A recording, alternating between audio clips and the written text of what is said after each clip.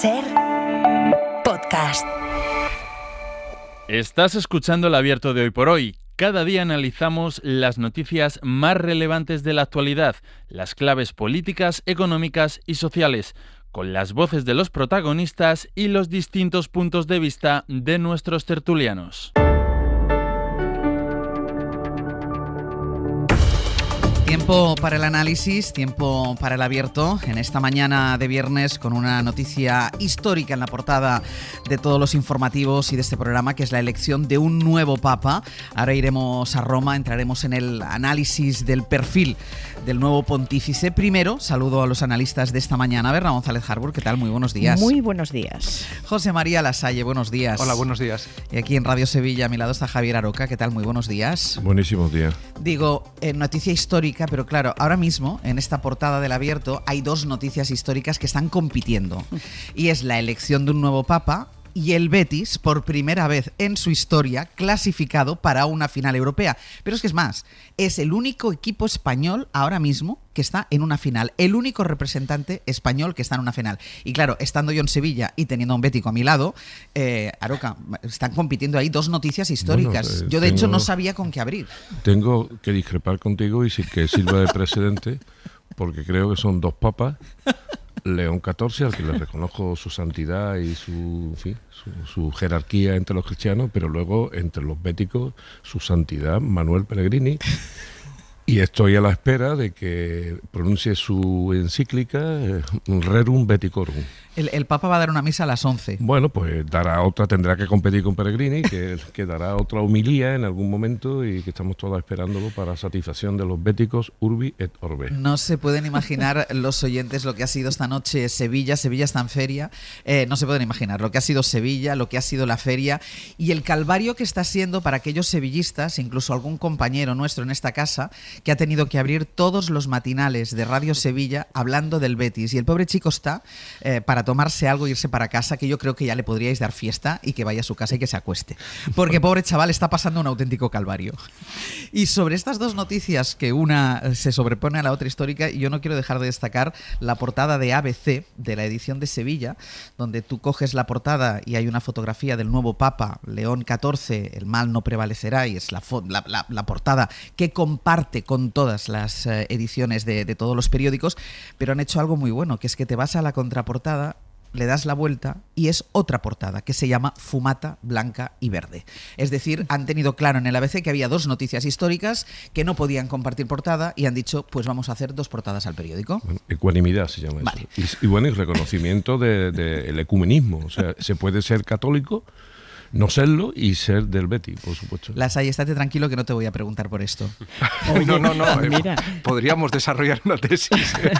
Pero justamente aquí, que estamos José María y yo en Madrid, sí. Cuando nos hemos saludado hemos dicho qué bien forma de empezar el día con un papa y no con la política nacional. O sea, ya estábamos suficientemente contentos con la novedad del papa como para no seguir comentando las cosas habituales, Pues que con esto ya nos da un vuelco al corazón. Eso es verdad. Eso es verdad. Pues mira, voy a hacer una cosa. Voy a hacer una pausa y así a la vuelta ya ordenamos todo lo que tenemos sobre la elección ayer del nuevo Papa. Vamos con los detalles, con el perfil, con lo que puede suponer para la Iglesia. Una pausa y vamos con todo ello.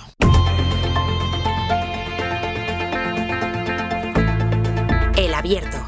Ser Podcast. Abierto, Berna González Harbour, José María Lasalle y Javier Aroca.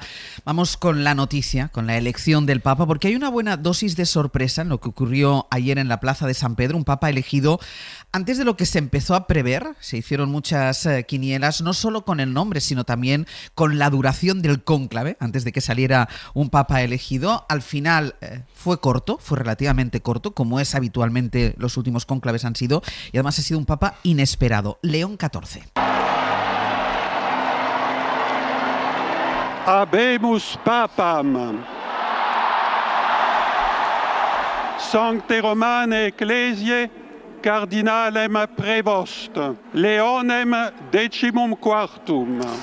Hemos ido escuchando a lo largo de esta mañana, desde que hemos empezado este Hoy por Hoy, los sonidos con los que intentamos entender un poquitín mejor qué es lo que pasó ayer en esa plaza de San Pedro, toda la liturgia, la medida ceremonia que acompaña al nombramiento de un nuevo papa y toda la carga del mensaje de León XIV, un papa misionero, un papa estadounidense, el primero de Norteamérica, pero que ha desarrollado gran parte de su trabajo fuera de Estados Unidos, ha estado mayoritariamente en Perú, así que nos vamos a Roma. Marina García, buenos días. Buenos días, Ángels. Estamos, por tanto, ante un papa que habla español, que tiene raíces en nuestro país. ¿Quién es León XIV? Pues como decías, es el primer papa estadounidense de la historia, pero también el papa que une las dos Américas, la del norte porque nace en Chicago y la del sur porque ha desarrollado la mayor parte de su carrera, como decíamos, en Perú. Cumple el objetivo universal de este cónclave, porque además nace en una familia de orígenes híbridos con padres procedentes de Italia, Francia y España. Encontró la vocación como sacerdote bastante pronto y estudió en el Seminario Menor de los Padres Agustinos, su congregación, se diploma como matemático y luego se dedica a estudiar teología y filosofía. Con 27 años llega aquí a Roma para seguir estudiando y en 1982 se ordena sacerdote y poco después, en solo 2 años, ya se va a Latinoamérica, a Perú, como misionero. Allí, en unas 2 décadas, se ha encargado de diversos roles, entre ellos tocando también la educación de los nuevos sacerdotes. Ha sido, en definitiva, un hombre de Francisco. De hecho, ayer, en sus primeras palabras, se acordaba de él. Quella voce debole ma sempre coraggiosa di Papa Francesco che benediva a Roma. Voz débil, pero con coraje, de Bergoglio, que lo nombró cardenal en 2023 y también lo trajo a Roma para ocuparse del dicasterio de los obispos, conociendo así la Iglesia y su situación en el mundo y también el camino sinodal y de diálogo entre ambas partes de la Iglesia y sobre todo conociendo a muchos de los cardenales que lo votaron en la jornada de ayer. Marina, decíamos esta mañana que ya antes de que haya dado tiempo a que su pontificado se traduzca en hechos, hemos empezado a buscar sentido en su origen, pero sobre todo en sus acciones y en sus palabras. Ayer, por ejemplo, estuvo clarísimo en su primer discurso, ya desde ese balcón de la Basílica de San Pedro, en su primer discurso como papa, dejó una palabra, un mensaje muy claro: paz, paz desarmante, y dijo y habló de una iglesia para todos. Sí, en las congregaciones de cardenales se hablaba de un perfil durante los últimos días muy claro y hay que decir que en estas 4 votaciones los cardenales electores cumplieron su objetivo. El candidato que mejor encajaba en el perfil era Prevost. Es puente, es pastor y misionero y también, como decíamos, continuista con Francisco. Vamos por partes. Primero la de Puente. Su primera intervención ayer, como decías, fue toda una declaración de intenciones. Pidió precisamente algo que necesita el mundo global cada vez más polarizado y es diálogo. L'umanità necessita di lui come il ponte per essere raggiunta da Dio e dal suo amore. Aiutateci anche voi, poi gli uni gli altri, a costruire i ponti con il dialogo, con l'incontro, unendoci tutti per essere un solo popolo, sempre in pace. Por otra parte, es pastor, intentó demostrar que el nuevo tiempo de la Iglesia, el presente y el futuro, es de la acogida. Dio ci vuole bene, Dio vi ama tutti e il male non prevarrà. Siamo tutti nelle el mal mani no di prevalecerá y Dios ama a todos. Y por último, misionero, a pesar de haber nacido, como decimos, en Estados Unidos, donde dice hoy el Observatorio Romano, el periódico de Vaticano, está su cabeza, su corazón está en Latinoamérica, en Perú, donde ha desarrollado la mayor parte de su carrera, como decimos, como misionero. Y se me permiten también una palabra, un saludo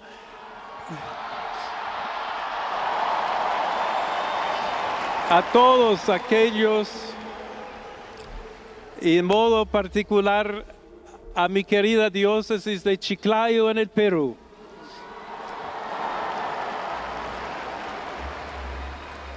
En definitiva, era el candidato outsider, el menos conocido, pero era sin duda el que mejor encajaba en lo que buscaban los cardenales.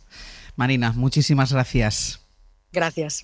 Se vivió una auténtica locura en esa plaza de San Pedro que llevaba desde el miércoles por la tarde, bueno, la plaza de San Pedro y el mundo entero pendiente de una chimenea que habían instalado los bomberos sobre la Capilla Sixtina. Se hablaba de un cónclave largo, se hicieron apuestas, se hicieron quinielas, todo el mundo pensó que iríamos al día de hoy, a viernes incluso, hablaba de quien decía el sábado y al final todo fue mucho más rápido en la tónica de los últimos cónclaves para las elecciones de los últimos papas. Pablo Morán, jefe de internacional de la SER y enviado especial a Roma. ¿Qué tal? Muy buenos días. Hola Ángeles, buenos días, ¿qué tal? ¿Cómo se vivió eso ahí en la plaza de San Pedro, donde todo el mundo estaba con la mirada fija a esa chimenea? Bueno, aquí hoy sin duda hay un ambiente de resaca después de la euforia total que se desató ayer tras esa fumata blanca. Casi a modo de premonición te diré que justo después de ese momento, antes de conocerse la identidad del Papa, aquí en la SER hablamos con una familia de Estados Unidos que sin saberlo tenía algo en común con León XIV, que es la procedencia de ambos, de Chicago. This is absolutely incredible. This is a once in a lifetime thing. We never realized this would happen during our trip, which was Y la madre de la familia nos contaba la impresión que le había provocado vivir este momento aquí en San Pedro, algo que solo ocurre una vez en la vida, nos decía. Otros, claro, esperaban otro resultado, especialmente esta mujer de Filipinas. Claro. Yes. Why? Because it's very nice person. Que apostaba por su cardenal, por Antonio Tagle, arzobispo de Manila, como sabéis, que siempre estuvo en las quinielas de papables.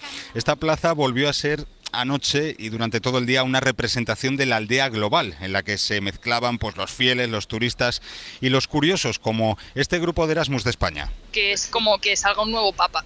Ajá.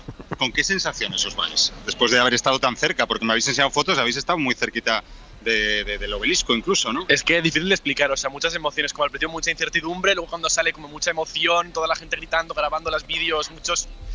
Estudiantes que definían a León XIV como el Papa Woke, un término que se ha apropiado la extrema derecha para referirse al nuevo Papa despectivamente, y a los que respondía este sacerdote de Chile, con el que hablábamos anoche en Hora 25. ¿Qué argumento tienen para eso? Me parece un prejuicio realmente anticipado.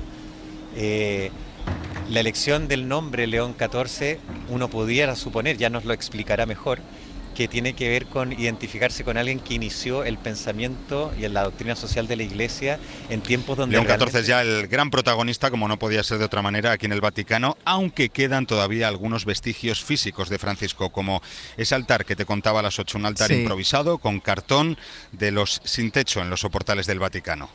Pablo, decíamos y destacábamos que es el primer papa nacido en Estados Unidos, pero claro, es el primer papa nacido en Estados Unidos elegido en plena era Trump, cuyas deportaciones de inmigrantes había criticado cuando era cardenal. Exacto, y esa es, digamos, una de las primeras lecturas que se puede hacer de la elección de este papa. Es un pontífice que, al menos hasta ahora, cuando era cardenal, pues se ha plantado frente a Donald Trump justo al inicio de su segundo mandato y en sus primeras decisiones. Seguramente, y aunque allí en Estados Unidos, en Washington, la Casa Blanca lo venda como un triunfo, pues seguramente no era el candidato favorito de la administración Trump. Su perfil pacifista, en un momento en el que se extienden los conflictos, de hecho hay más guerras abiertas ahora que nunca, pues ese perfil pacifista quedó claro en el primer discurso de León XIV ante la multitud de San Pedro. Una pace disarmata y una pace disarmante.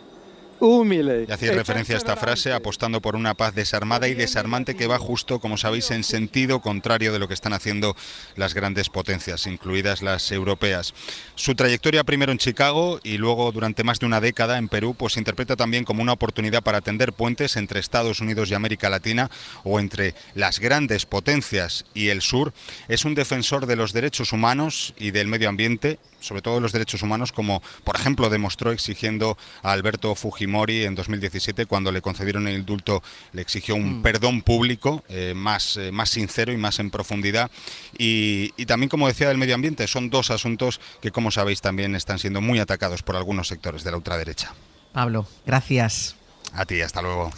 A los analistas de esta mañana, claro, escuchando lo que estaban contando ahora nuestra corresponsal Marina y nuestro enviado especial Pablo Morán sobre el perfil de León XIV y sobre todo las reacciones, y ayer pudimos escuchar ya muchas en la edición especial de Hora 25 que hizo Aimar después de la elección del nuevo pontífice.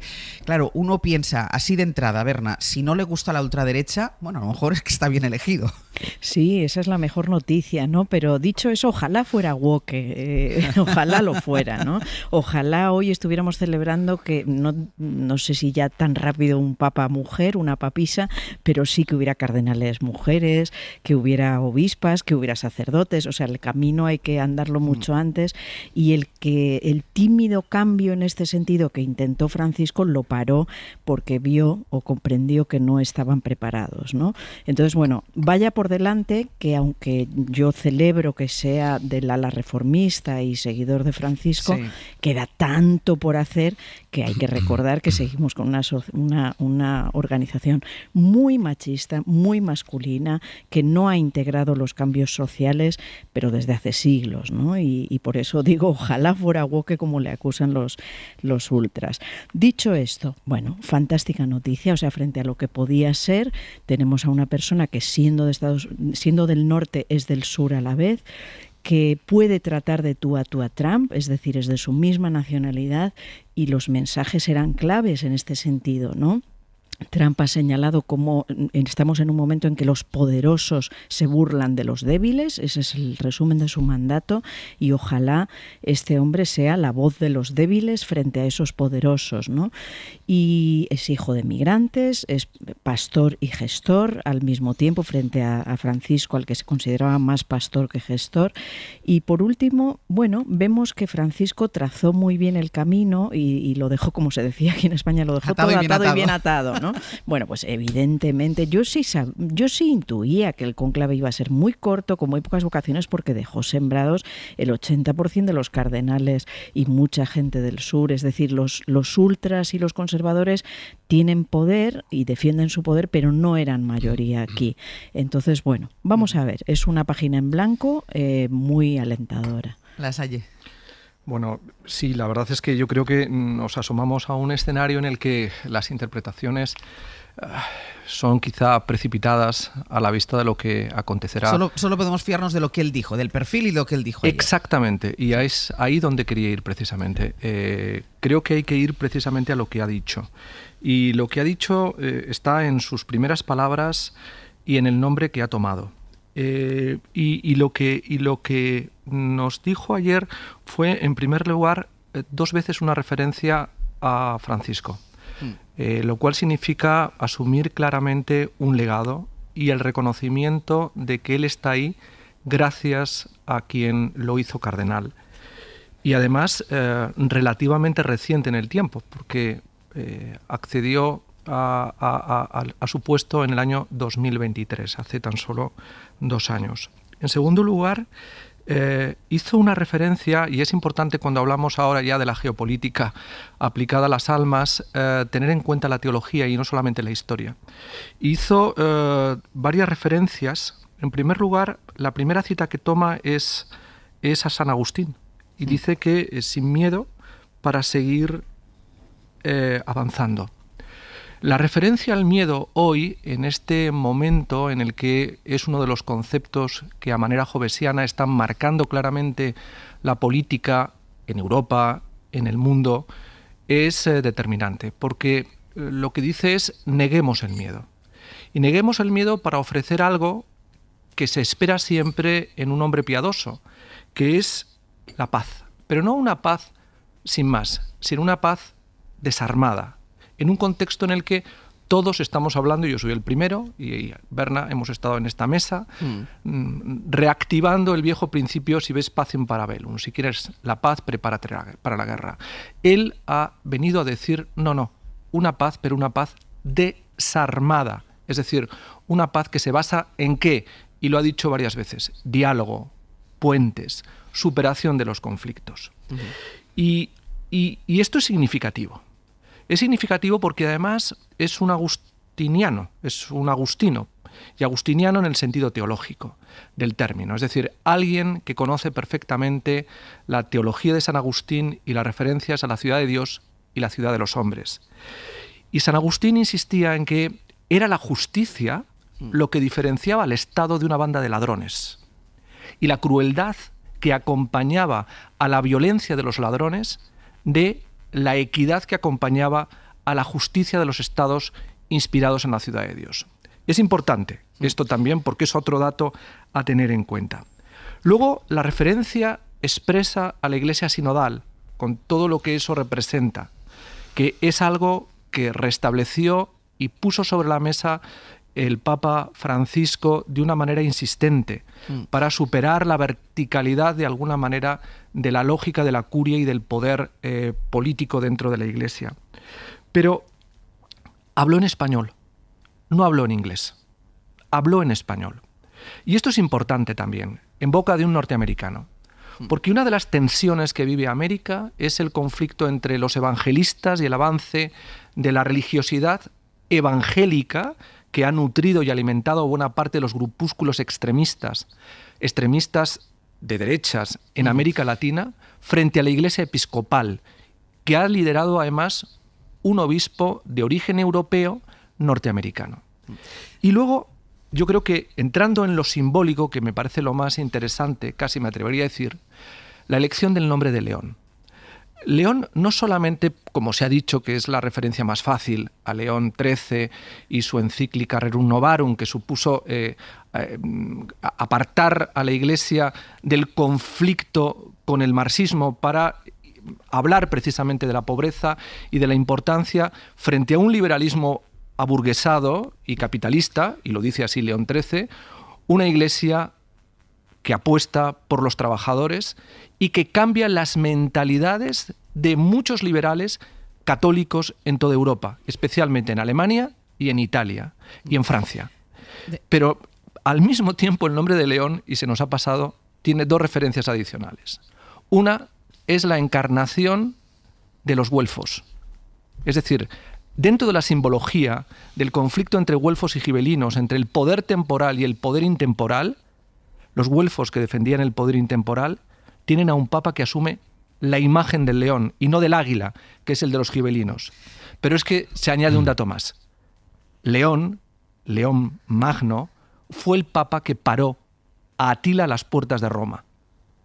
Y cuando precisamente tenemos un Atila en la Casa Blanca, que encarna el nuevo poder gibelino, con toda su crueldad, con su inhumanidad, que encarna lo que ha representado y representó Atila para el mundo de la latinidad amenazada en el año 450 o 52, que es cuando León Magno sale de Roma, abandona las murallas y la protección de Roma para parar a Atila cuando está cruzando el río Minicio y le dice, vuélvete por donde has venido. Ese es un dato revelador cuando un señor como Trump, con inteligencia artificial, ha querido vestirse como si fuera el Papa. Déjame, José María, que si no, no me va a dar tiempo antes de irnos. Seguimos después, que si no, perdón, no me escuchar. Lo siento. No, lo tenías trabajado, ¿eh? No, es que he venido reflexionando esto bastante, sí. Aroca. No, yo lo primero que tengo que decir es que si este Papa no le gusta a la extrema derecha y a una parte importante de la derecha, es porque tanto la extrema derecha como la derecha son poco cristianos.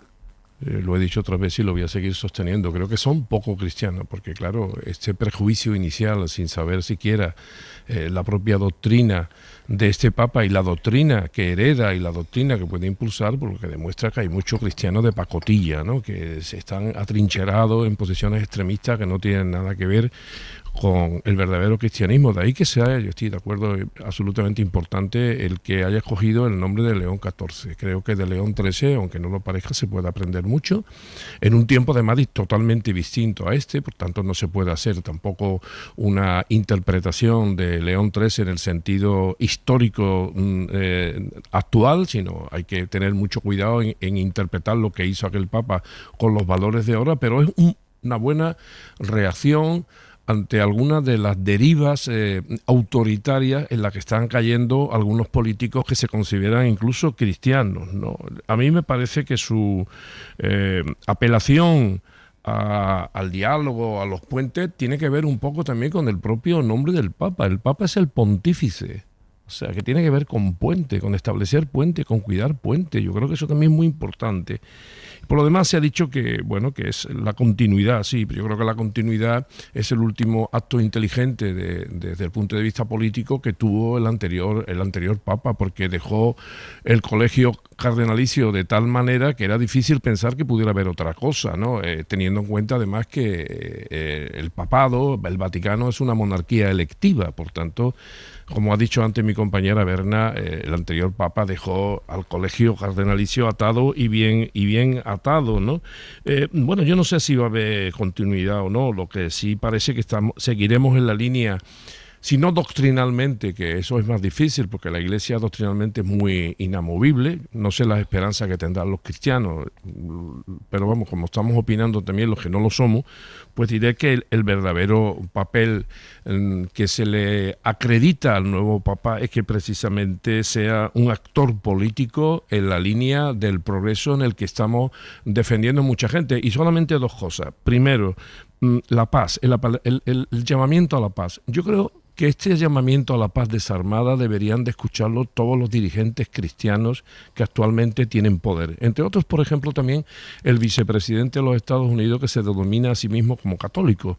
A ver si de una vez a todos aquellos que defienden o que defendemos la paz y el pacifismo no se nos encasilla en posiciones que no estamos realmente, simplemente defendemos la paz. Y por último, el Espíritu Santo ha estado finísimo desde el punto de vista geopolítico y desde el punto de vista de lo que es la actualidad de la vida, de rerum novarum, de las cosas nuevas.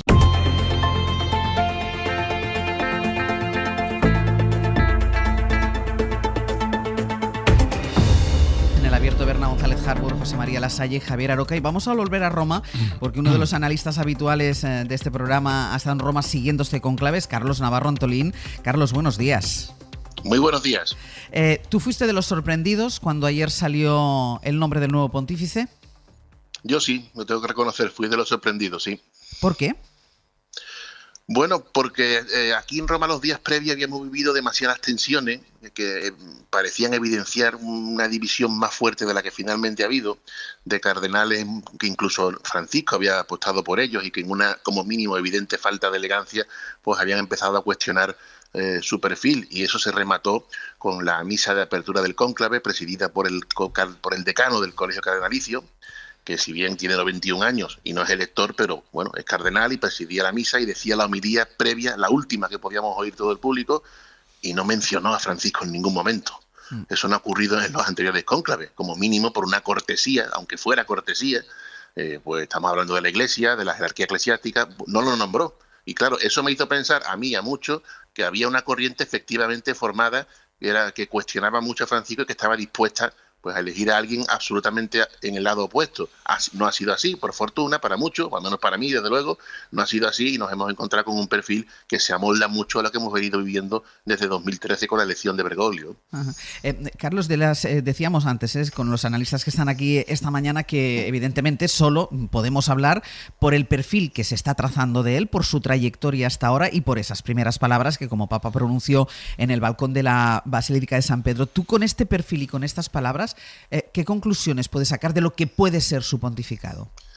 Yo añadiría, yo creo que un pontificado va a ser muy la línea de Francisco, con un sello propio y con un intento por guardar equilibrios. Y la primera muestra la hemos visto cuando sale al balcón, en eso sí que me fijé y fue una sorpresa, porque bueno, en el sentido de que después, conociendo que es muy de Francisco, pues lo he valorado más. Salió ya con las vestimentas papales que Francisco no usó. Sí. La famosa estola de los evangelistas, la muceta roja. Me faltaba por ver si iba a añadir también los zapatos rojos que hasta el Ratzinger se usaban, que Francisco tampoco los usó. Eso él, León XIV, no los usa. Pero sí quiso salir con la muceta y la estola. Ahí se desmarcó de Francisco en cuanto a la estética. Aquí esto hay que tener muy en cuenta los gestos, pero rápidamente, en la primera intervención, me gustó muchísimo, y especialmente que lo nombró hasta 3 veces, probablemente reparando esa omisión que todo el mundo, cuando digo todo el mundo es literal, pudo notar y pudo en muchos casos sufrir de esa misa tan importante de apertura del cónclave. Yo creo que guardará mucho los equilibrios, es muy de Francisco, es indudable, el currículum es incontestable,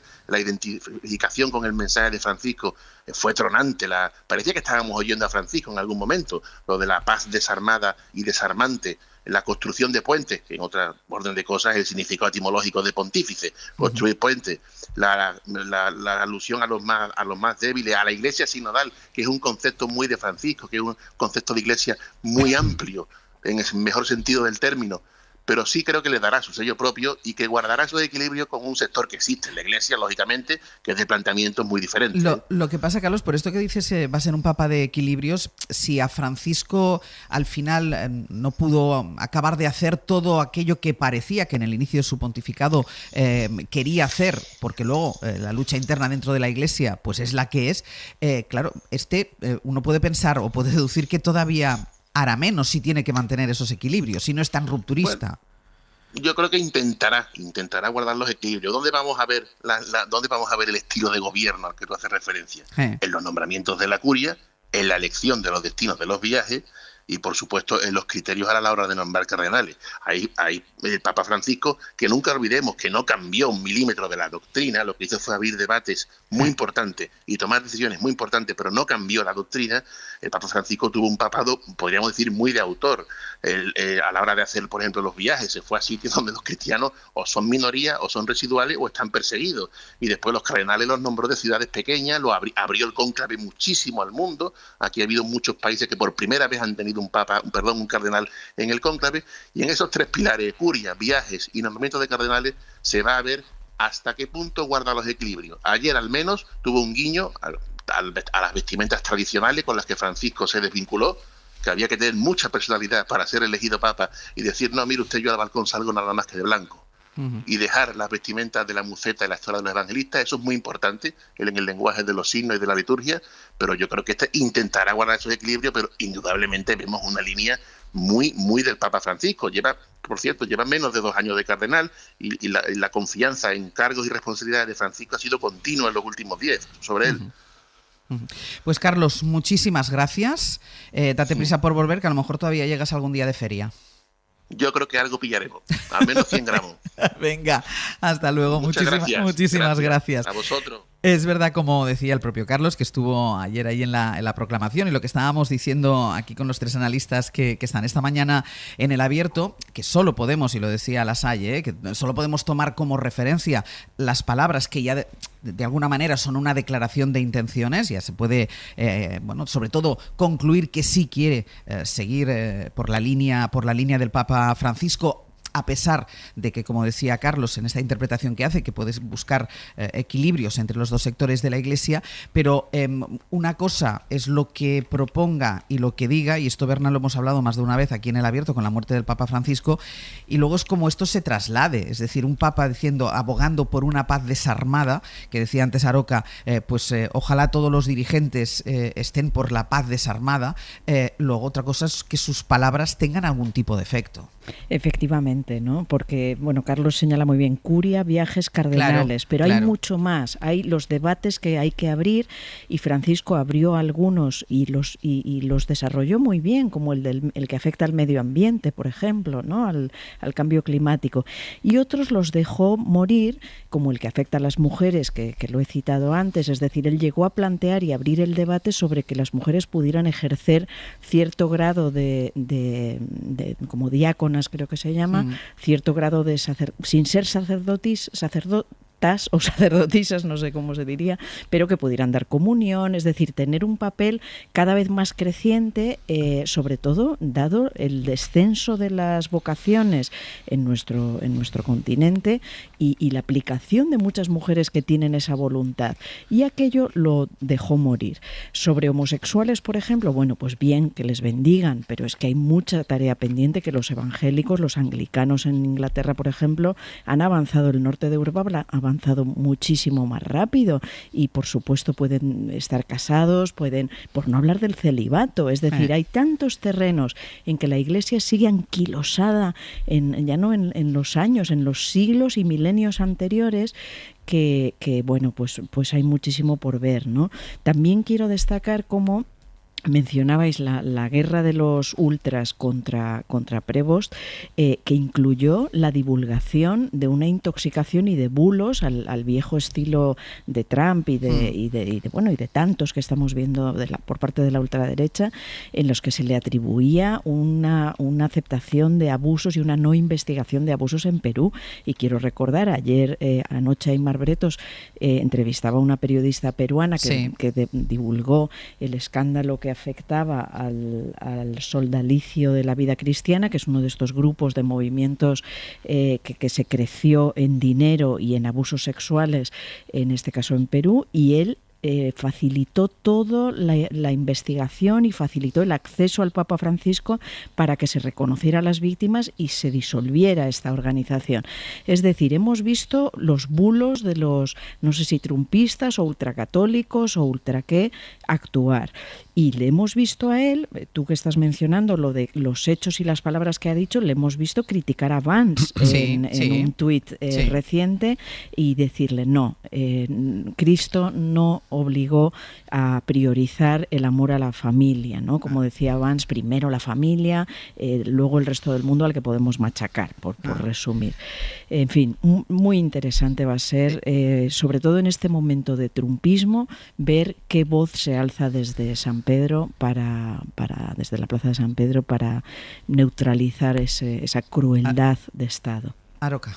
Yo creo que hay, bueno, desde luego esto es poliédrico, pero hay, por hacer solamente dos separaciones, yo creo que una cosa son la doctrina, el mensaje, la práctica cotidiana de los cristianos, crean y defiendan a este Papa o no lo crean, que eso no tiene interpretación política, al menos yo no lo interpreto. ¿Por qué? Porque es una cosa interna de los propios cristianos y los propios católicos. Pero antes hablaba Lassalle de la geopolítica aplicada a las almas. Sí, pero bueno, que yo en eso no estoy de acuerdo. Yo creo que independientemente de que Agustín hablara de la ciudad de Dios, evidentemente la Iglesia es la Iglesia y tiene una religión, y las religiones funcionan como las religiones funcionan como funcionan otras muchas de todas las que hay, sean monoteístas o sean politeístas o sean sinteístas, ¿no?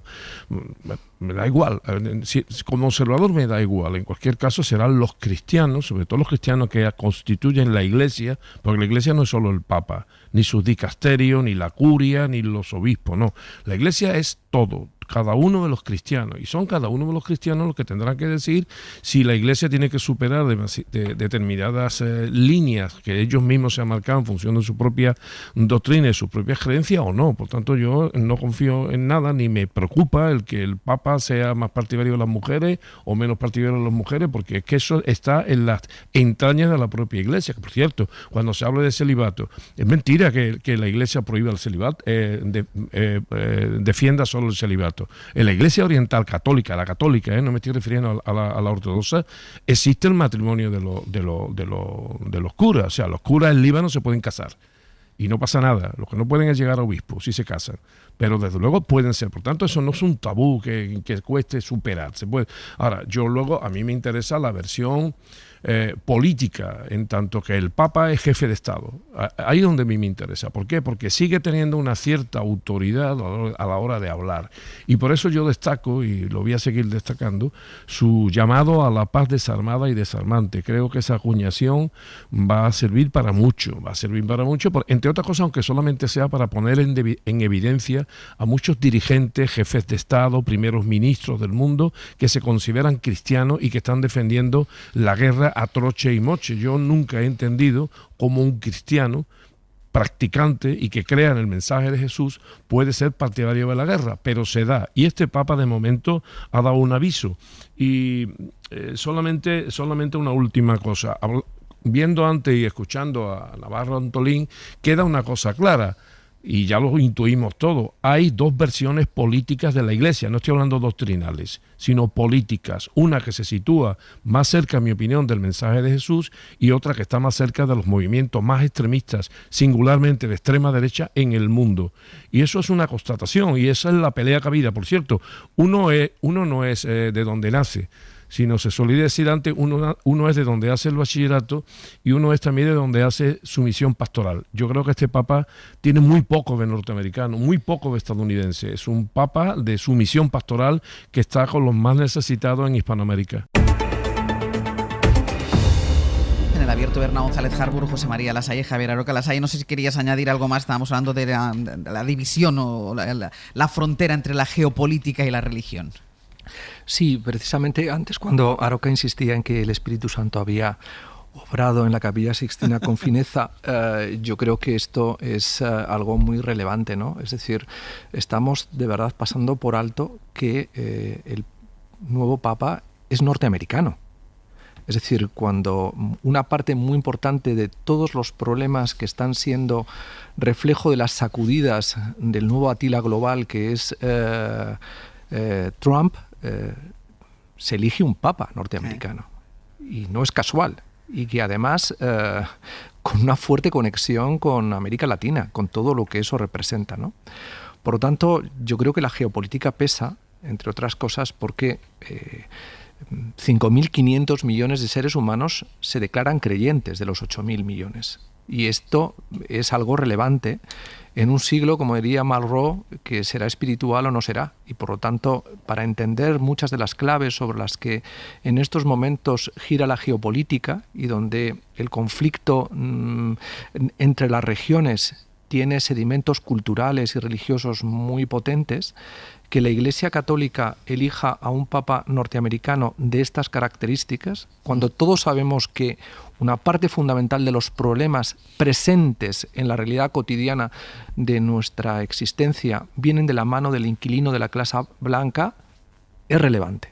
O sea, es un dato muy significativo y que hay que tener muy en cuenta, porque se ha espiritualizado, entre comillas, la geopolítica. Y esto, sobre todo en ámbitos de debate, sobre esas cosas nuevas, ¿no? Esas rerum novarum entre las que la inteligencia artificial es uno de los factores más trascendentales, de donde la Iglesia hace muy poquito ha dicho cosas muy importantes, no es tampoco casual. Por eso, en fin, yo creo que entramos en un pontificado fascinante que a Europa le plantea un horizonte de reflexión importante también por las cuestiones que tiene sobre la mesa y donde Roma realmente puede aspirar a ser no la capital de Europa en los términos que Meloni hacía desafiando a Bruselas, pero sí la capitalidad de una respuesta a una serie de desafíos globales que requieren respuestas nuevas para las cuales la Iglesia probablemente esté pensando cómo afrontar, sobre todo, la evitación de la crueldad y la inhumanidad que está proyectando la política por la polarización y el populismo en todas las democracias liberales del planeta. No, pero quería decir también que la Iglesia Católica, en tanto que está en la tierra, no solamente está en la ciudad de Dios, también tiene que dar respuesta a algunos de sus grandes retos. Y no me resisto a leeros un tuit que puso el mismo Robert Prevost y que ha publicado un periódico de Perú, La República, y dice, es una cita literal de lo que dijo Prevost cuando no era todavía León XIV. Si eres víctima de abuso sexual de un sacerdote, denúncialo. Evidentemente, si alguien llega a Papa con estas manifestaciones de hace ya 6 años, lo va a tener duro, porque la resistencia, en este caso paulina, es decir, aquellas que ponen las leyes de la Iglesia por encima de la legislación civil y penal, en fin, va a tener muchos problemas, porque hay una parte de la Iglesia que se resiste a declararse responsable y culpable cuando toca de sus crímenes en contra de las leyes, no de Dios, que también, sino en este caso con las leyes de los hombres. Vamos a dejar al Papa, pero de todas formas todo está un poco relacionado porque nos vamos a ir a la guerra de Ucrania y tampoco vamos a dejar las fanfarrias. Esta vez no en la Plaza de San Pedro, sino en Moscú, fanfarrias para recibir al presidente chino Xi Jinping, porque con su propia ceremonia Vladimir Putin quiere ofrecer al mundo la impresión de que no está aislado, de que sigue manteniendo contactos. Por eso se reunió con el mandatario chino y por eso los dos destacaron su especial relación y juntos criticaron los aranceles de Donald Trump. Eso fue ayer, pero Xi Jinping ha ido a Rusia invitado al gran desfile militar que acaba de comenzar hace muy poquito, hace unos minutos, con el que el presidente ruso quiere reivindicar su operación en Ucrania. Lo llaman el Día de la Victoria. Antonio Martín, buenos días. ¿Qué tal, Ángel? Buenos días. En la práctica es para conmemorar la victoria sobre los nazis, que ya ayer celebraron capitales europeos, pero eso que está previsto como un homenaje a los veteranos, lo que en realidad va a ser o va a servir, va a ser en convertirse en uno de los objetivos políticos del Kremlin. Así es, como decías, lo primero es que el desfile ahora mismo está en marcha, acaba de comenzar. Es el sonido ahora mismo en la Plaza Roja. Hoy vamos a tener música militar en Moscú durante horas, pero como dices, el Kremlin ha venido preparando este día desde hace meses con especial dedicación, porque Putin busca sobre todo una imagen que proyectar al exterior, y de hecho hace unos minutos ha ido recibiendo uno por uno a todos los dirigentes internacionales que han viajado a Moscú. Así que hemos visto a Xi Jinping, a Lula, a Nicolás Maduro o a Alexander Lukashenko, por ejemplo. Esta proyección exterior incluye varios mensajes. Primero, el de mostrar un aliado de gran tamaño, el aliado más importante, que sería China. Somos los países que hacemos frente al neonazismo y el militarismo, decía ayer junto a Xi Jinping, al tiempo que anunciaba que el grueso de soldados extranjeros que van a desfilar hoy va a estar encabezado por los de China. De hecho, acaban de llegar juntos Putin y Xi Jinping a la Plaza Roja y están sentados juntos en el estrado allí en Moscú. Segundo mensaje, decirle a la Unión Europea que tiene manera de influir en Bruselas. En Moscú está el primer ministro de un país de la Unión, que es el de Eslovaquia, y el presidente de otro que lleva más de una década en proceso de querer ingresar, como es el caso de Serbia. Y por último, tercer mensaje, mostrarse como líder de un grupo de países que siguen la estela marcada desde Moscú, desde Cuba a las repúblicas exsoviéticas de Asia o Venezuela, con la presencia de Maduro. Es impresionante el esfuerzo del pueblo ruso y del pueblo soviético para acabar la maquinaria de guerra criminal, infernal, que articuló el nazifascismo. Este desfile además suele dejar de vez en cuando también mensajes en su propia forma, en el tipo de armamento que exhibe Rusia, así que veremos si hay ojivas nucleares. En los invitados habrá que estar pendientes de si desfilan soldados norcoreanos, después de confirmarse su participación en la ofensiva contra Ucrania. Veremos. En todo caso, el desfile viene precedido del lanzamiento durante toda la semana de drones por parte de Ucrania sobre el espacio aéreo de Moscú. La ciudad está ahora mismo blindada. Ucrania ha querido mostrar su capacidad para alcanzar la capital rusa. Se ha limitado allí, como decimos, ahora mismo el servicio de internet y de telefonía, y antes el presidente ucraniano Zelensky ha comparado las masacres de los nazis con las de los rusos.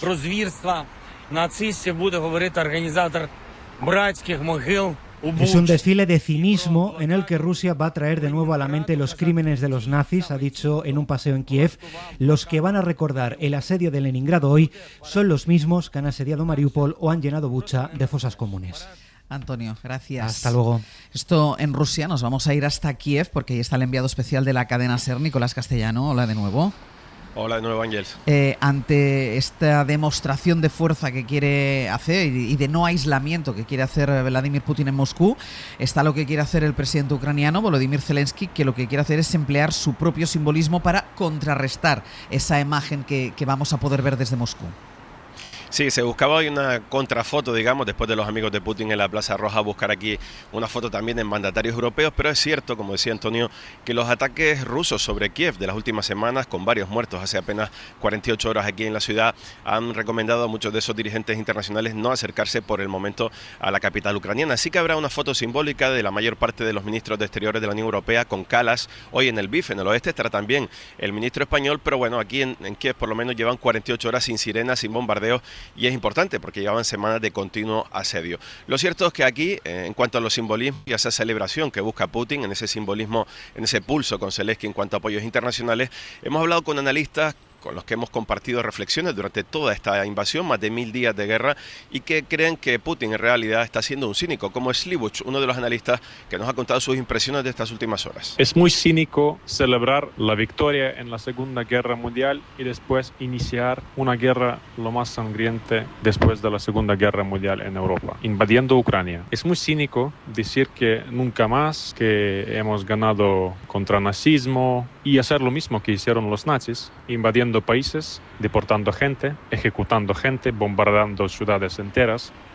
De momento, Zelensky esta madrugada ha vuelto a hablar con Donald Trump, asegura que ha sido una conversación muy constructiva y ha hablado también de la posibilidad del alto al fuego.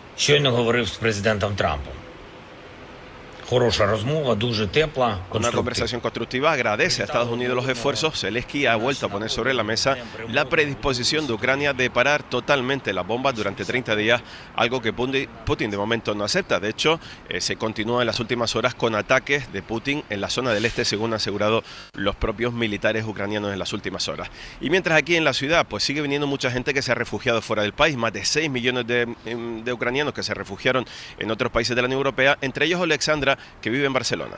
Desde 2014 teníamos muchos altos fuegos de la parte de la Rusia, pero no dura. No dura de la parte de la Rusia. Empiezan a tirar.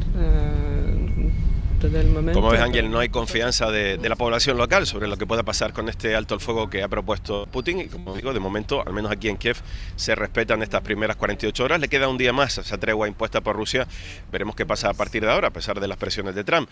Y Zelensky, que se espera también que haga hoy una comparecencia, y no se descarta la presencia de alguno de esos líderes europeos, aunque como siempre, por motivos de seguridad, no se anunciarán hasta que no estén aquí en Kiev. Nico, gracias. Hasta luego. Seguiremos hablando. Decía uno de los expertos con los que había hablado Nico Berna, dice cinismo, ¿no? Celebrar el fin de una guerra cuando tú has iniciado otra. Pero es verdad, y lo decíamos al principio, que el objetivo de esta demostración de fuerza hoy de Vladimir Putin no es la celebración del fin de un asedio, sino que es demostrar que no está solo. Exacto, es más que una exhibición de poder, es una exhibición de bloque, ¿no? Claro. Y lo que lamento es estar viendo ahí a Lula, de los otros no me extraña, ¿no? El líder chino, Maduro, Lukashenko, los del este. Pero es muy doloroso y es muy elocuente contemplar esta exhibición, eso, de bloque, no de poder. Es decir, Rusia no está sola, China la acompaña, una buena franja de países menores también. Pero es un mensaje a Trump también, es un mensaje a Trump de que si creía que con sus risotadas y su palabrería de que iba a acabar con esto en breve se equivoca, porque Rusia tiene la voluntad de continuar. Y doloroso, digo, porque contemplar cómo vincula la derrota del nazismo, que fue cierta, fue la Unión Soviética la que entró en Berlín y la que liberó toda una buena parte de Europa de ese terror que fue Hitler, pues digo, vincular eso a Ucrania es no solo cínico, es muy doloroso, a mí me parte el alma porque yo he vivido en Rusia, conozco aquella zona, he estado en muchos desfiles de la victoria del 9 de mayo, es una tradición muy loable que tienen celebrar esta victoria, pero ver cómo vincula a Ucrania al nazismo cuando Ucrania es un país soberano, democrático, que elige a sus dirigentes y que ha sido invadida, violando sus fronteras en una repetición de lo que hizo Hitler en tierra europea, pues bueno, ojalá la alianza europea y ojalá la fortaleza que puede exhibir todavía el continente se contraponga frente a esto, pero soy muy pesimista. Lasalle. Bueno, se esperaba que Putin celebrara por todo lo alto la victoria sobre la Alemania nazi y que iba a establecer esta relación entre la victoria obtenida hace 80 años sobre Hitler con la victoria que quiere conseguir sobre Zelensky y Ucrania, ¿no? Es despreciable y es realmente una lógica de manipulación que entra en la mentalidad autoritaria de Putin y de quien les acompaña. Y ahí es significativa porque lo tenemos que repetir muchas veces también en nuestra mente, la imagen de ver a un Xi Jinping a su lado, ensalzando y reforzando ese bloque autoritario que está proyectando un conflicto sistémico con lo que representa Europa y que es nuestra más directa amenaza, ¿no? Así que bueno, pues 80 años después de la victoria sobre el nazismo, pues tenemos a Putin, un ex KGB, volviendo a celebrar, en este caso, la victoria sobre Ucrania, porque en el fondo de eso es lo que está tratando de reflejar. Eso es lo ¿no? que va, exacto, va precisamente de eso. Aroca. Hay cinismo y también hipocresía. De todas formas, yo, por ser riguroso con la historia, me quedo solamente con uno de los aspectos fundamentales de la celebración, aparte de otros que habéis dicho, ¿no? Y yo celebro que el ejército rojo, no el ejército de Putin, sino el ejército rojo, entrase como entró, con muchísimas pérdidas humanas, sacrificando muchísimo al pueblo ruso para derrotar al nazismo y poner la bandera de su país, entonces, de la Unión Soviética, en lo más alto del simbolismo nazi en la ciudad de Berlín. Eso yo lo tengo que aplaudir, lo tengo que celebrar.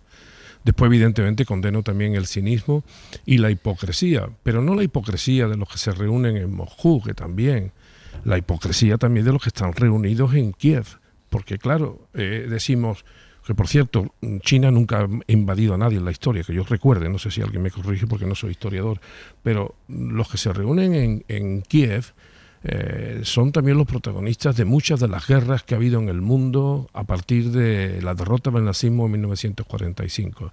Si recurrimos solamente a las más recientes, recordemos el bombardeo de Belgrado, el golpe militar que se dio por Occidente en Libia, la invasión y golpes sucesivos en Siria y otros más lejanos, como pueden ser Afganistán.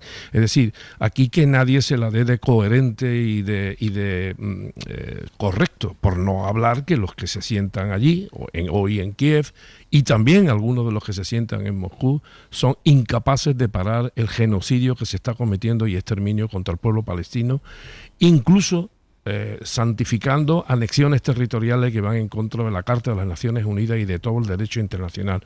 Por tanto, sí, yo critico a Putin y lo critico por su incoherencia y por su cinismo, pero no me voy a parar en criticar solo a Putin, también a todos ellos. Y por cierto, el señor Putin es un devoto cristiano, también ortodoxo, que mientras que se da golpes de pecho en las iglesias ortodoxas y con el patriarca de Moscú, luego practica la guerra. Que escuche también a León XIV, porque también le conviene al señor Putin escuchar a León XIV y a todos los que están en Kiev, que escuchen al Papa y dejen ya de patrocinar y de protagonizar conflictos que acaban con las vidas humanas, que es el mayor don que tenemos los humanos, seamos cristianos o no, la vida. Lo peor, si me permites, Ángel, es que frente a esa exhibición de bloque que estamos contemplando en las pantallas hoy desde Moscú, con China, con Rusia, con Brasil, nuestro bloque se diluye. Y eso es la peor noticia, ¿no? Es decir, vale, Europa está ahí en Kiev mostrando su apoyo a Ucrania. Me sumo a las críticas de Aroca al tema de Gaza. O sea, creo que Europa está perdiendo valor al diluirse ahí su papel. Pero bueno, lo que lamento sobre todo es que se diluye nuestro bloque occidental, el bloque de las defensas de la democracia frente a Rusia, frente a China, porque Trump lleva a ese país, a Estados Unidos, líder de este bloque, al desastre, ¿no? Y como hemos dicho en las frases anteriores, al triunfo de la crueldad como política de Estado y de la arbitrariedad en lo comercial, en lo geopolítico, en los valores. Y si se difuminan esos valores que han sustentado nuestra democracia, ¿a dónde vamos a mirar? Bueno, nos queda Roma, la Roma de San Pedro. Pero es más cosa porque me voy a callar. Que tú dirás el Betis. Hombre, por favor. No, pero sobre una cuestión. En esa Roma, nuestra María Zambrano escribió un ensayo absolutamente maravilloso de defensa de la democracia, que era Persona y Democracia. Algo que no puede entenderse sin esa referencia, como decía María Zambrano, a que la persona es el individuo dotado de conciencia. Y a lo mejor tenemos que empezar a darnos cuenta de que no solamente el poder frente al poder es la manera de evitar que el poder nos devore, sino que a lo mejor hay que empezar a trabajar otras vías para reconstruir Occidente. Y esta puede ser una de las que se apunte, que es en devolverle el valor a la paz en los términos en los que ha sido manifestada ayer delante de todo el mundo. Una paz que no pretende replicar a la violencia que estamos viendo exhibida en Moscú, al paso de la oca mantenida por Putin, la fuerza bruta como respuesta, sino esa fuerza desarmante que tiene la paz. Y yo creo que es... Ojalá tuvieras razón. Pero luego vienen los misiles a Kiev, los misiles a Gaza, y ¿qué haces contra ellos? Y no solo eso, contraponiendo a eso el debate abierto y la inversión abierta en Europa para rearmarse, que es decir, que esta es la palabra que se utiliza desde Europa. Cuando uno de nuestros socios estratégicos, utilizando la propia verbalidad, oralidad de nuestros aliados, dice que se va a quedar con Groenlandia, aunque sea con el uso de la fuerza, ¿dónde están los coherentes de Kiev? ¿Dónde están? ¿Y dónde está Ursula von der Leyen? ¿Y dónde está Michel? ¿Y dónde están todos los dirigentes europeos que callan? Y si callan son cómplices. porque tenemos ese Atila al que se ha referido en repetidas ocasiones hoy Lasalle, que está amenazando la paz mundial, defecando en el derecho internacional y en la Carta de las Naciones Unidas, y por cierto, también en el tratado fundacional de la OTAN, en el que se dice, aunque no lo parezca, que la OTAN está para defender la paz. Nada más alejado de la realidad como pudieron sufrir los propios habitantes de la ciudad de Belgrado, que por cierto es preciosa. Pero mientras hablamos, perdón, muy corto, mientras hablamos de conciencia y de paz, esas palabras tan bonitas del Papa y de Lasalle, estamos viendo en las pantallas los tanques y los misiles, están desfilando ahora mismo, y ese es el vocabulario, ese es el alfabeto que se impone en el mundo, incluido Trump, como dice Saroca, que quiere Groenlandia, que quiere lo que le dé la gana. Yo sé que estáis alargando esto porque no queréis entrar en la política nacional, casi lo conseguís, pero unos últimos minutos para hablar de lo que pasó ayer en el Congreso de los Diputados, que convalidó finalmente el decreto que, ya saben, aprobó el gobierno para mitigar los efectos de la aplicación de los aranceles por parte de Donald Trump. Es una medida que va a servir para destinar 14.000 millones de euros a los más afectados por esta guerra arancelaria. Sale adelante con el sí de Junts, pero con el no del Partido Popular. Josué Coello, buenos días. ¿Qué tal, Ángeles? Buenos días. En contra solo votaron Vox y el PP, ¿no? A pesar de que los de Feijóo habían negociado, y parecía al principio que la negociación no iba mal, que habían negociado con el gobierno ese decreto. Sí, y recuerda que hubo un tiempo, hace menos de un mes, en el que hablábamos de que había ingredientes para que pudiera haber consenso y Gobierno y PP cerrasen un acuerdo inédito para convalidar este decreto. Pero desde hace unos días, y aprovechando el apagón, ya se daba por hecho que Génova no daría su apoyo. Los populares, molestos con el Ejecutivo por no aceptar sus propuestas en materia nuclear y fiscal, confirmaban su no, poniendo en valor las formas, pero no el fondo de esta negociación. Hace 30 días que le mandamos todas esas propuestas, ministro. Y en 30 días, es verdad, ni una mala palabra, pero tampoco ninguna acción concreta. A pesar de este no, el gobierno respiraba porque el amago de Junts de cambiar su voto a última hora fue solo eso, un amago. Los de Puigdemont votaron finalmente sí, y en la bancada azul Carlos Cuerpo salía reforzado tras una negociación de la que todos los grupos, menos Vox, han puesto en valor su perfil, y él, lógicamente, encantado, con recaudo incluido al PP para futuras medidas. Estoy muy contento. Yo lo que espero es que reflexionen y que tengan en cuenta la señal que están mandando también para empresas y trabajadores en este momento, con un no a medidas que pueden favorecerles. Este decreto, Ángels, ya está en vigor y en los próximos días se pondrán en marcha las primeras líneas de crédito. Una de las razones que dio el Partido Popular para no convalidar el decreto es que el gobierno no incluyó su propuesta para extender la vida de las centrales nucleares. El PP presentó ayer su estrategia sobre energía y se quedó, Josué, completamente solo. Sí, con menos foco que el decreto, pero ayer el Congreso también votó y tumbó una iniciativa del PP que, siempre con el apagón de fondo, llevó a la Cámara para alargar la vida útil de las nucleares y bajar su fiscalidad. Pues bien, esta iniciativa no tuvo ni el apoyo de Vox y el PP se quedó solo en su reivindicación. Solo tuvo el sí de Unión del Pueblo Navarro y esta proposición no de ley, Ángels, no sale adelante. Josu, gracias. Un abrazo. Bueno, parecía que podían entenderse, Partido Popular y Partido Socialista. Yo creo que en algún abierto llegamos a hablar de ello, sobre todo porque elogiamos la discreción, el poco ruido que había en torno a esas negociaciones, pero al final no ha sido posible. Bueno, no, porque se cruzó el apagón y la idea de que podía convertirse tácticamente en un factor de debilitamiento al gobierno. Pero tú no crees que si no se hubiera cruzado el apagón se hubiera cruzado otra cosa. Probablemente negándole el pan y la sal, ¿no? Por seguir siendo teológicos en las reflexiones. Claro. Pero y abriendo un debate absurdo entre las renovables y la energía nuclear que no se sostiene, porque la mejor manera de ser competitivos es apostando por una energía tan barata como la que en estos momentos le ofrece a las empresas españolas la energía verde, ¿no? Eólica y fotovoltaica. Pero, en fin, es muy complicado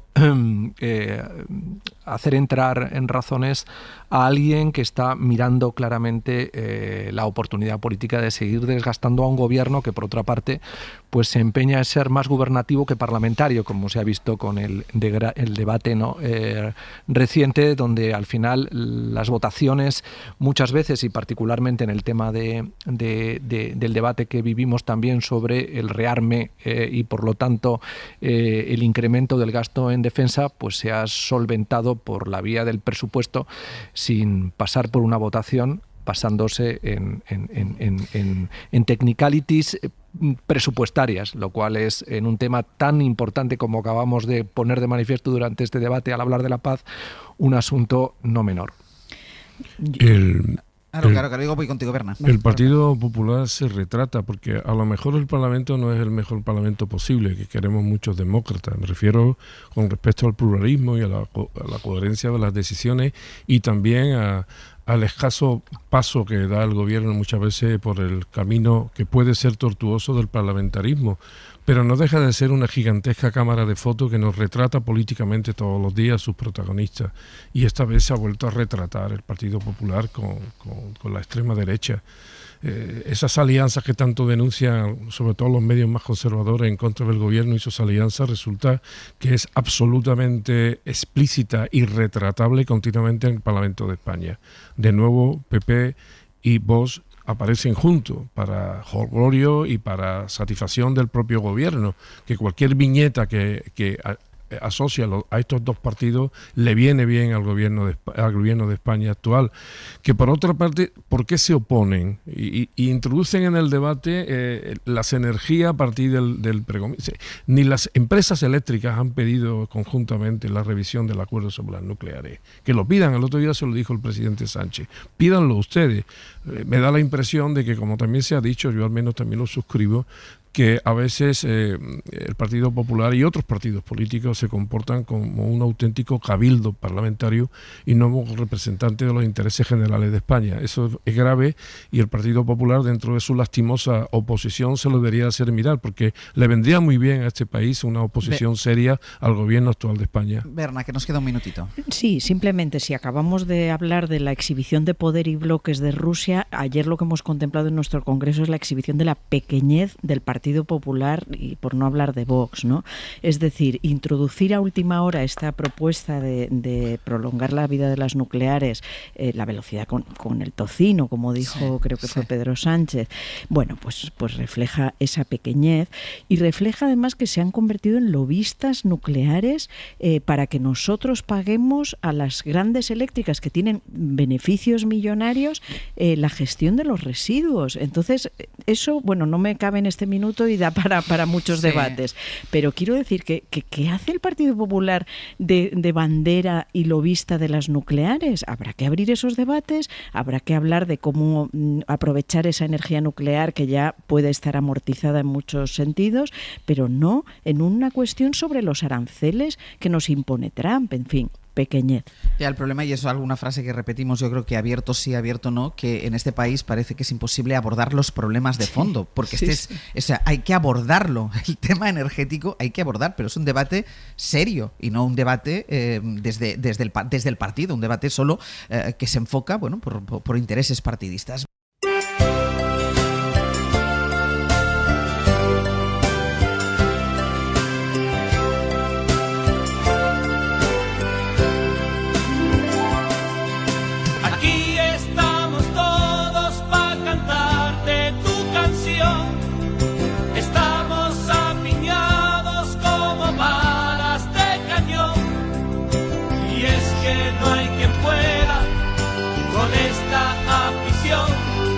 Y aunque último estuviera, siempre te ven campeón.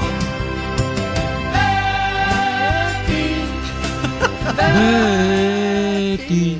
Sergio Castro, Pepe Rubio, buenos días. Aquí está Aroca llorando. Aquí estamos todos apiñados como balas de cañón. Sí me gusta. Para homenajear al hombre que vio ganar al Sevilla 7 Europas League y nunca dijo nada.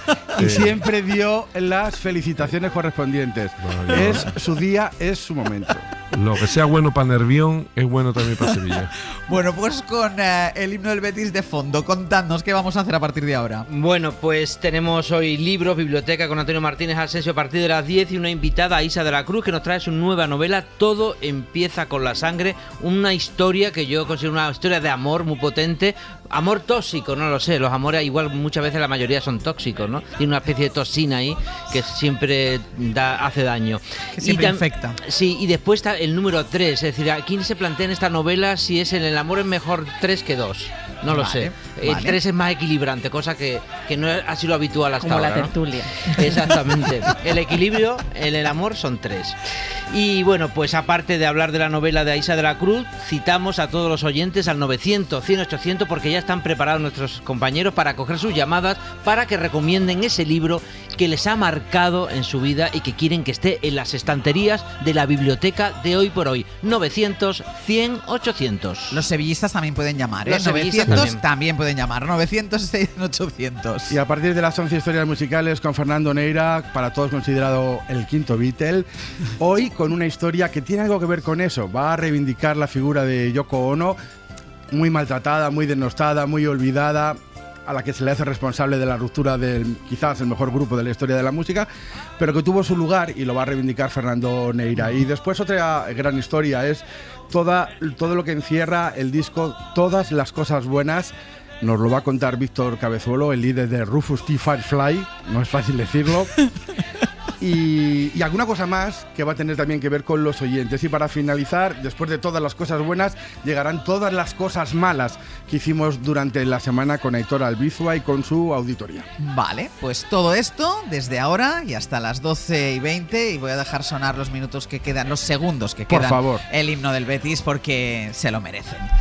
Hasta la semana que viene, Javier Aroca, nada, José que- María Lasalle y Bernardo González Harbour. Que Monseñor Pellegrini os bendiga a todos. Venga. Para no perderte ningún episodio, síguenos en la aplicación o la web de la SER, Podium Podcast o tu plataforma de audio favorita.